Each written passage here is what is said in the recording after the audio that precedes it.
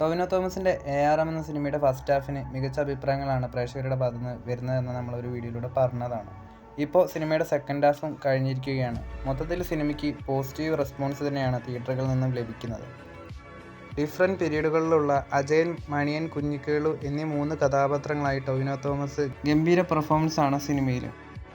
ടൊവിനോ തോമസിൻ്റെയും കൃതി ഷെട്ടിയുടെയും റൊമാൻറ്റിക് ട്രാക്കെല്ലാം നന്നായിട്ട് വന്നിട്ടുണ്ടെന്നാണ് പറയുന്നത്. സിനിമയുടെ BGM, screen play, making, performance എല്ലാം കൊണ്ടും ARM 3D എന്ന സിനിമ ഒരു മസ്റ്റ് തിയേറ്ററിക്കൽ വാച്ചാണെന്നാണ് കണ്ടിറങ്ങിയ പ്രേക്ഷകർ പറയുന്നത്.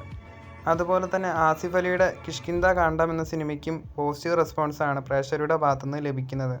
ഒരു സോളിഡ് ആയിട്ടുള്ള മിസ്റ്ററി ഫിലിമാണ് ഇതെന്നും സിനിമയിലെ ഓരോ കഥാപാത്രങ്ങളും മികച്ച പെർഫോമൻസാണ് കാഴ്ചവെക്കുന്നതെങ്കിലും വിജയരാഘവനും ആസിഫ് അലിയുമാണ് പെർഫോമൻസ് കൊണ്ട് സിനിമയിൽ സ്കോർ ചെയ്യുന്നതെന്നും പറയുന്നുണ്ട്.